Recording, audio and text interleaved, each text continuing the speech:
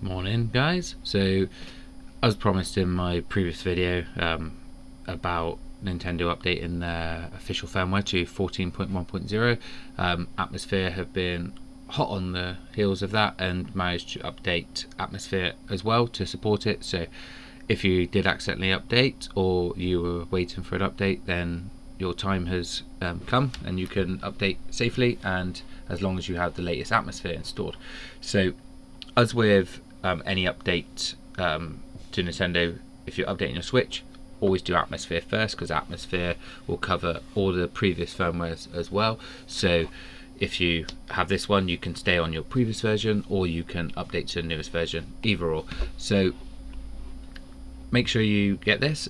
So there are two ways that you can update your Switch or your Atmosphere first to 1.3.1 is by either downloading it on this website here, so the official GitHub. I'll put a link in the description.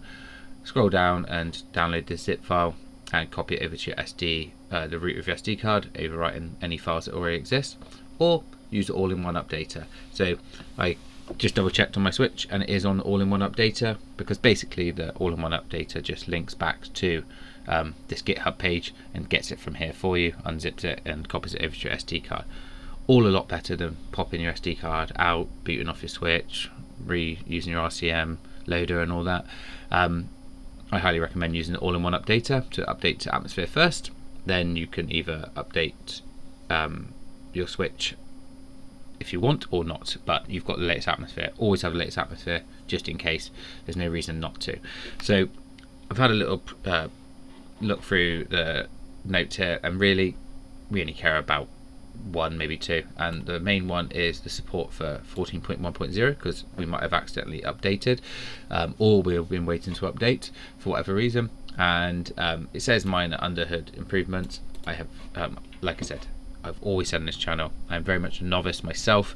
I'm sort of teach myself and try and figure things out, but I don't understand what the huge chunk of this stuff is. We really only care about stability improvements to enhance the user experience. They put that in every one of their change logs, so I'm sure there's always little bugs they're trying to fix. As with this type of code or this type of work that we're doing on our switches, any little fixes are welcome. But really, and then this is the changes that were already done below in 1.3.0, so they're already there. Just little bug checks and it works on the latest version.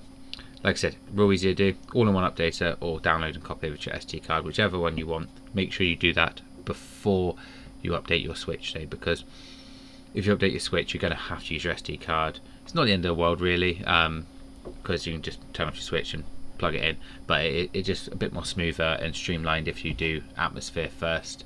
As with all my videos, any questions, I have the notifications turned on for comments, so I'll reply to you pretty much straight away or as soon as I can, and hopefully be able to answer your questions. Anyway, thanks for watching guys. A couple of small short videos, really appreciate the watch. Thanks.